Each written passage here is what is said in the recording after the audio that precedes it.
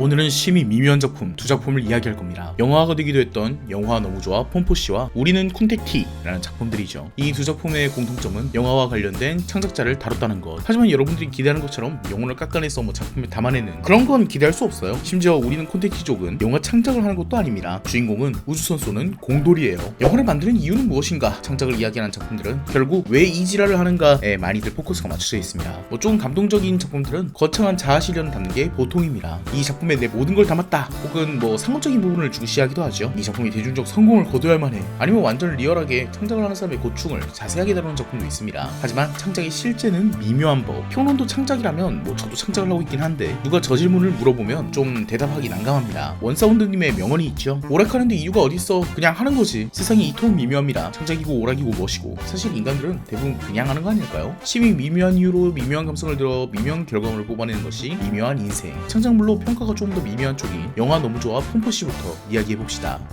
이 작품이 진짜 대혼돈의 도가니인데 대충 요약해서 설명해드리겠습니다. 이 작품의 주인공은 진, 영화 천재인 폼포씨 밑에서 수련 중인 아직 분내기 감독 지망생입니다. 폼포씨는 늘 B급 영화만 만들어 지키지만 거장인 자신의 할아버지 피터 젠 감독의 능력을 그대로 물려받은 엄청난 실력의 감독이죠. 폼포씨는 일본 만화에서 종종 등장하는 자기 분야에선 특출난 재능을 가지고 있으나 그런 만큼 성격이라든지 버릇이 이상한 캐릭터, 여러분 머릿속에도 이런 캐릭터 수십 명이 떠오르시죠. 그가 몰두하는 것은 주로 미녀가 수영복 차림으로 괴물을 보고 끼악 놀라는 장면을 중심으로 한다든지 거대 랍스터가 인간을 습격한다든지 말 그대로 B급 영화 그 자체입니다. 하지만 폼포씨는 주인공의 스승 같은 존재. 폼포가 만들어 지키는 영화는 졌다구지만 그의 영화 철학은 주목할 만하죠. 진군이 어떻게 영화를 만들면 좋을까, 자신에게 영화 재능이 있을까에 대해서 고민하던데 그에게 해주는 말이 좀 재밌어요. 창작은 눈이 죽은 인간이 하는 거다. 현실에서 행복을 채울 수 있는 사람이 뭐하러 창작을 하겠는가. 행복은 창작의 적. 현실에서 도망친 인간이야말로 자신 안에 자신의 세계를 만든다. 그의 사상에 동의하고 자시고 어쨌든 제정신이 아닌 사람 같긴 하죠. 보통의 창작자들과 다른 잣대를 가지고 있기도 합니다. 영화는 반드시 90분 이내로, 긴 분량은 현대 오락에 적절치 않다나요. 빼야 할 요소를 빼지 않고 상영 시간에 모두 포함하는 영화는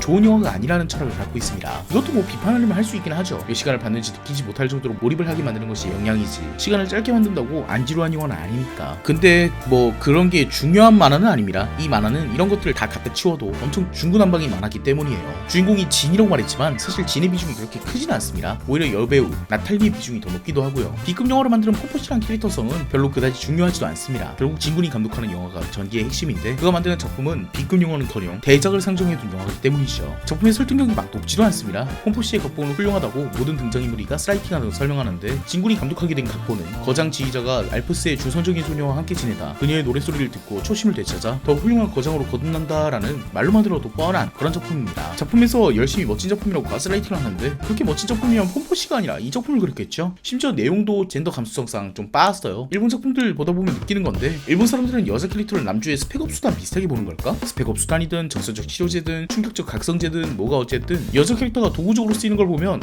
이거 굉장히 게으른 길을 택했다 라는 생각만 들거든요. 그래서 진군이 저 영화를 열심히 만들어서 아카데미상을 수상한다 라는 이야기입니다. 중간에 위기 설정 이런 거 없냐고요? 그런 거 없고 갈등 구조도 없어요. 사실 폼포씨 못지않게 진군도 천재적인 감독인데다가 배우들은 세계적인 대배우라고 말해놓고 자기 감독이 생초짜 신인 감독인 것도, 상대 여배우가 갓 데뷔한 여자애인 것도, 심지어는 장대비가 내리는 날 굳은 촬영을 시키는 것도 그러려니 합니다. 이렇게 착한 사람만 있었다면 세상이 좀 평화로웠을 텐데. 영화 너무 좋아 폼포씨는 사실 영어로도 나온 작품인데요. 영화도 호평에서 비슷한 평가를 받습니다. 주제는 중구난방에 내용 전개도 잘 짜여져 있지 않고 영화다 보니까 좀 더 서사 구조를 위해서 갈등과 위기를 넣었는데 그게 어울리지 않는 이상이라고요. 그런데 이 작품의 장점이 좀 확고한 편입니다. 창작을 다룬다는 점에선 이 작품이 굉장히 세련되게 잘 만들었어요. 영화 너무 좋아 폼포씨에 나오는 폼포씨의 창작 철학은 이 만화에 메타적으로 반영이 되어 있습니다. 폼포씨는 필요하지 않은 장면을 삽입하는 걸 싫어합니다. 그래서 이 만화도 엄청 짧고 간결하게 끝납니다. 폼포씨는 영화를 현대오락으로 이해하고 늘 독자를 만족시키는 장면을 찍으려고 합니다. 거대 혓바닥 미녀를 습격하는 그런 거요. 폼포씨 역시 굳이 넣지 않아도 될 십동 요소들로 작품을 채워넣었습니다. 폼포씨가 어린 미소녀 캐릭터일 이유도 작품의 제일 첫 부분이 거유 여배우가 수영복 차림으로 촉수괴물에 당하고 있는 것을 묘사하는 것도 상업주의적인 창작자의 아이디어로 꾹꾹 눌러 담은 것을 볼 수 있죠. 히라오 타카유키는 이 작품을 재해석하여 진군의 자신을 대입하고 자기 스승인 곤 사토시 감독을 대입하여 묘사했죠. 작품이랑 잘 어울리게도 곤 사토시 감독도 영화를 가급적 90분 안으로 끊는 사람입니다. 그리고 엔딩 부분이 이벤트. 원래는 영화를 길게 보는 걸 좋아하는 진이 이 영화의 제일 좋은 점을 자기가 촬영한 부분도 아니고 영화가 90분 안에 끝났던 점이네요 라고 설명하는 파트도 영화에서 조금 더 빛을 발하는 편입니다. 이 영화를 봐주길 원하는 사람을 위해서 찍어라 라는 말을 듣고 떠올린 포인트인데 진은 자신의 영화를 만들 때 폼포씨가 봐주길 원하면서 이 영화를 편집했다는 이야기가 되거든요. 이게 만화 속 인물로 보면 아까도 말했지만 폼포든 진이든 그렇게 그렇게까지 매력적인 인물들이 아니라서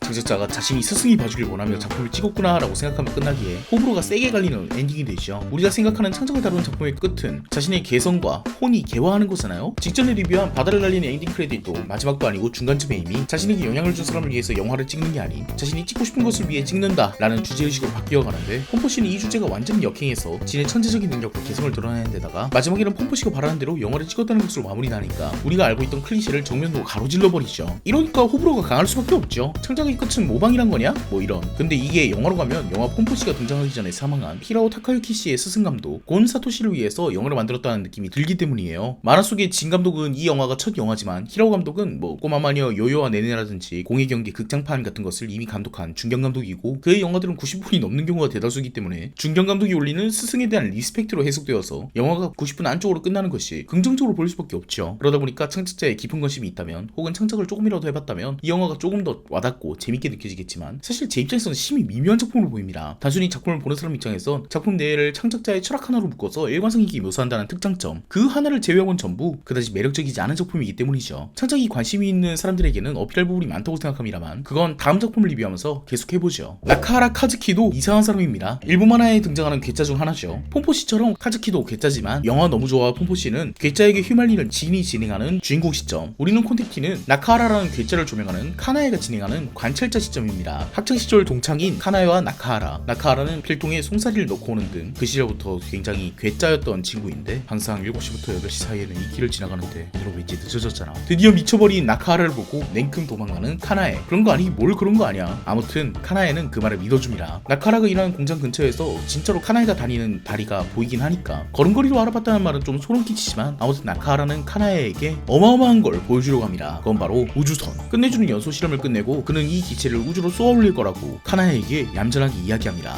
돈 냄새가 난다. 방금 전에 다니던 회사 부장님의 짜증나는 얼평소리를 듣고 와서 회사를 때려치우려고 한 카나에에겐 또 다른 돈줄이 필요하니까 이자카야 옆에서 자신에게 추근도 떼던 돈 많다고 자랑하는 회사 대표 할아버지에게 이 우주선을 보여주고는 투자금 2억 정도를 유치해볼 요량이었던 카나에. 어우 사기꾼 냄새 펄펄 나. 그런 카나에의 계획에 나카하라는 적당히 협조적으로 굴지만 그 할아버지가 공장에서 찾은 영화 필름, 왜 이런 게 여기 있어? 쏘아 올릴 거니까. 나카하라는 이 우주선으로 사실 영사기를 쏘아 올린 뒤 우주에서 영화를 상영할 예정이었던 겁니다. 듣고 영감님은 돌아가시고요. 나 같아도 듣고 얼탱이 없어서 돌아갈 듯. 나카하라가 이 계획을 카나에에게만 말한 이유도 둘이서만 공원에서 UFO를 봤기 때문입니다. 초등학교 3학년 때 인상 깊은 영화를 그때 본 UFO에게도 보여주고 싶다. 이 공감대를 가져다 줄 수 있는 건 카나에 뿐이었으니까. 총 5화로 이루어진 이 만화의 2화, 3화에서는 좀 사사로운 관계가 나와서 이 리뷰에서는 과감하게 생략하고요. 4화, 5화에서는 이 로켓을 다 만들어서 발사하려고 한 뒤에 어려움을 다루고 있습니다. 애초에 개인이 우주 발사체를 만들었다는 것 자체도 좀 판타지지만 이걸 진짜로 발사할 수 있을 리도 없겠죠. 주인공들이 주변에 어선등이 없는 날에 이 로켓을 쏘았다고는 하지만 발사체가 실패해서 땅에 떨어지기라도 하면 국가가 감당 못할 피해를 개인이 감당할 수 있을 리가 없으니까. 그래서 경찰들 사이에서 쫓기다가 최후에는 발사를 성공한다 라는 내용입니다. 영화 너무 좋아 폼포씨가 진이라는 아마추어가 영화를 만들어낸다 라는 간단한 내용이라면, 우리는 콘택티 역시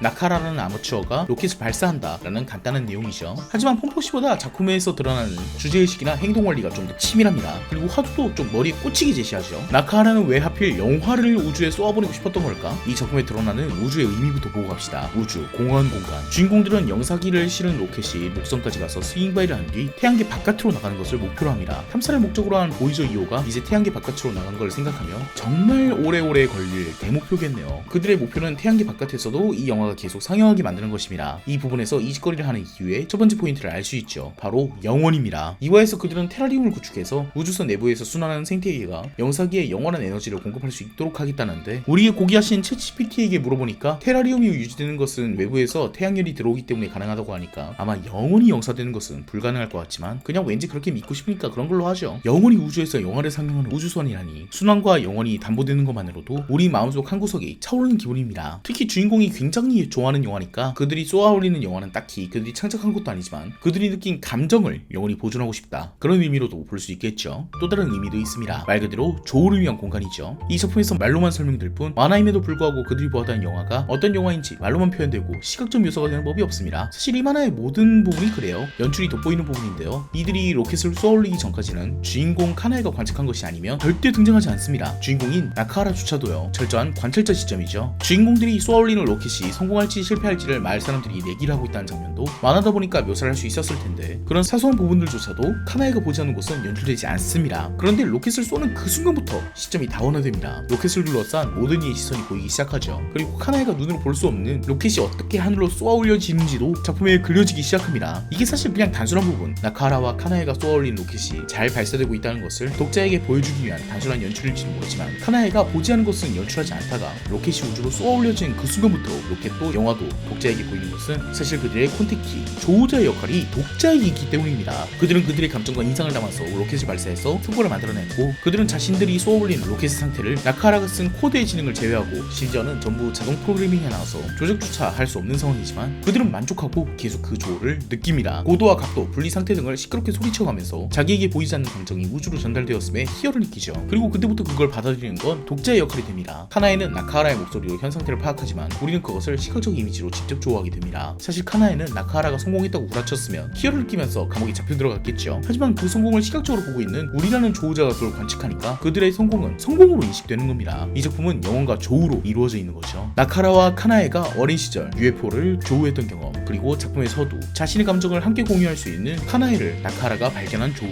그리고 그들의 감정을 영원히 담아 우주에 쏘아올리면서 생기는 독자와 감정이 싱크로되는 공유, 심지어는 마지막에 잡혀가는 카나에랑 나카하라가 무전기로 소통을 하는데 이 소통도 감정이 맞닿는 순간을 그리고 있죠. 우리가 영원을 바라는 것은 어쩌면 억겁의 시간 속 발생하는 확률이 내 감정을 알아줄 수 있는 조우를 만들어주기 때문은 아닐까요? 단순하게 순수한 열정들이 부딪혀서 현실적인 어려움을 이겨내고 꿈을 성공시키는 이야기이기 때문에 가슴이 끓어오르는 좋은 만화지만요. 다시 원래 주제로 돌아와 봅시다. 이렇게 이야기하긴 했지만 우리는 콘택티를 이야기할 때도 왜? 라는 관점에서 보면 심히 미묘할 때가 있습니다. 나카하라는 어떤 의미에선 자기를 알아주는 사람을 조우했고 그게 굳이 UFO일 이유가 없죠. 물론 제가 그의 감성에 싱크로가 안 맞는 걸 수도 있지만 생각해보면 이상하잖아요. 얘는 계속 자기가 상영하고 있는 영화가 인간의 손에 안 닿았으면 좋겠대. 자기를 알아주는 사람을 인간 내에서 찾기가 더 쉬운 거 아닌가? 왜 저 짓거리를 하는 거지? 영화 너무 좋아 폼포씨도 봅시다. 주인공은 폼포씨와 의견이 맞는 부분도 아닌 부분도 있습니다. 그런데 주인공은 마지막에 자신의 에고를 펼쳐 자신의 스승을 설득시키는 것이 아니라 오히려 자신의 에고를 죽이고 스승을 답습하는 모습을 보여주죠. 이거 역시 왜? 라고 질문하면 끝도 없습니다. 너는 왜 그따구로 창작했지? 폼포가 지시하는 방법이 아니면 그에게 인정받지 못하기 때문인가? 아니면 애초에 폼포에게 인정받는 게 창작에서 뭐 엄청나게 중요한 건가? 이렇게 생각하면 결국 미묘하죠. 이 작품은 괴짜를 다루고 있고 그 괴짜들이 왜 그 짓들을 하는지를 작가들이 별로 이해시킬 생각도 별로 없어 보이기 때문입니다. 인간이 아닌 존재에게 영화를 보여주겠다면 전 영혼이란 테마를 포기하고 차라리 개미가 이해할 수 있는 영화를 만드는 뭐 그런 스토리로 진행했겠어요. 종을 넘어선 조우 얼마나 재밌습니까? 폼포시에 나오는 등장인물들도 그들의 창작 철학을 이야기하긴 하지만